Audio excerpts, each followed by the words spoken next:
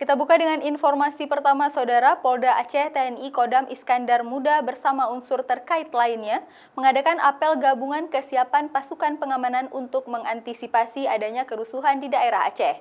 Sebanyak 1.200 personil disiagakan untuk pengamanan jalannya sidang perselisihan hasil pemilihan umum atau PHPU di Mahkamah Konstitusi Jakarta. Dalam apel kesiapan pasukan pengamanan untuk menghadapi sidang gugatan perselisihan hasil pemilihan umum di Mahkamah Konstitusi mulai 14 Juni 2019, Polda Aceh bersama dengan personil TNI dari Kodam Iskandar Muda menyiapkan 1.200 personil untuk pengamanan sidang tersebut di dua lokasi di Aceh, yaitu Banda Aceh dan Lok Sumawe. Hal ini untuk mengantisipasi adanya gerakan massa yang membuat kerusuhan. Dari 1.200 pasukan pengamanan tersebut, 1.050 personil dari Polda Aceh dan 150 personil dari jajaran Kodam Iskandar Muda.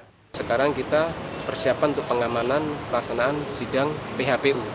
Nanti sekitar 1.200 personil dikerahkan, jadi dari TNI 150, kemudian dari Polri sekitar 1.050. Pengamanan sidang PHPU ini kan nanti secara video conference dengan beberapa kampus yang sudah ditunjuk. Kebetulan di Aceh ditunjuk di Unsia 1 sama di kampus yang ada di Lok Sumawe. Sementara itu, Polda Aceh juga telah mengirimkan 4 kompi pasukan dari Satuan Brimob Polda Aceh ke Jakarta sebagai personil BKO untuk pengamanan pemilu dan mengawal sidang gugatan sengketa hasil pemilu 2019. Mustajab, Kompas TV, Banda Aceh.